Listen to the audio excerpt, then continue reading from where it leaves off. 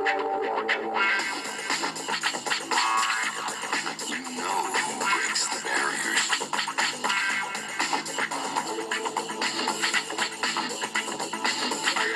You know who everybody's after. The games of Nintendo 64. Get it in or get it out.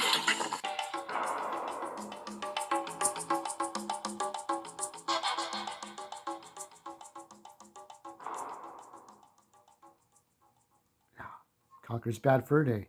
Conker's Bad Fur Day. And what you see there is two of the best and the worst of the N64. And there's my damn controller. That looks like the Starship, the N1 Starship of Naboo. N64, this was like the first console, and actually the second one, but I mean, because I got the NES in 88. And this one I got in 97. And I think I was mildly excited about this system. I was always curious, though, what the PlayStation could have done. And I do remember, I mean, even back then, I was well aware of the Nintendo PlayStation because Nintendo Power would cover lots of things. Rest in peace to Nintendo Power and the N64, because we'll never get an N64 Classic. You know, like 10 games in one, or a bonus 11th game, like Sin and Punishment. Well, that's why you permanently download your games. You take care of your games so you can play your games. So you don't have to rely on the corporation to fence you all kinds of shit. Not even fence. They just have to like stick you for the highest thing. You know, $300 for this or $200 for that. Some people will spend like maybe $1,000 getting everything that you could possibly need for your Switch 2 entertainment. N64 had very little of the things that you're going to see in this new console. The microphone was for Hey You Pikachu.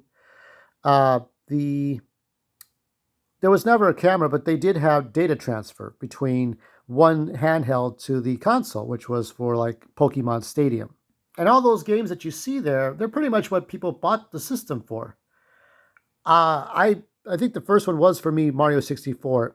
I don't know if it was a pack-in game, because after I would say the Virtual Boy was basically the last Nintendo system of any kind to have to feel obligated to have a pack-in game.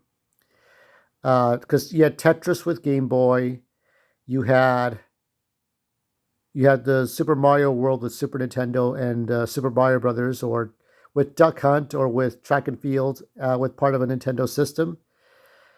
But this was like the first time, so they would just bundle it and charge you more for a bundle. So this is the first time you started hearing about bundles. And we got it, I guess my parents got it at Toys R Us or Target, whatever. And I got my collection slowly. I would get some games new and some used. My main focus ended up becoming rare. Whether it was Jet Force Gemini or Donkey Kong 64, Conker's Bad Fur Day, or Perfect Dark, or Killer Instinct Gold, or Blast Corp.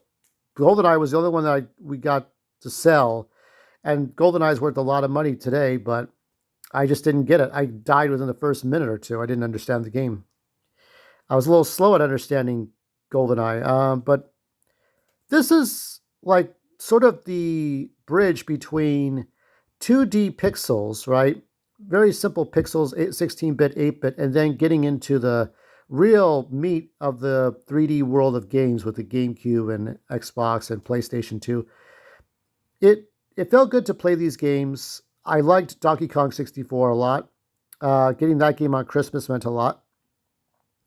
Never got into the data transfer between Mario Tennis, Game Boy Color, or not Mario Tennis. I never got into those things. I just like the rare games. And a lot of the rare games are still kind of trapped, because if you don't have an Xbox, you'd have to go find something else. However you get these rare replay type games, you're kind of fucked. We didn't have internet yet for this. No internet, you wouldn't see that to the Wii, but it was still trying to be old-fashioned. And I think this was as old-fashioned as it got. GameCube being the last of them. I just enjoyed playing whatever was Diddy Kong Racing. Rare at Nintendo, as far as Rareware outshadowed, it outdid Nintendo in terms of creativity. It took Nintendo a while. Now let's be honest, Nintendo these days are just kind of like recycling old ideas. There are not too many new ideas.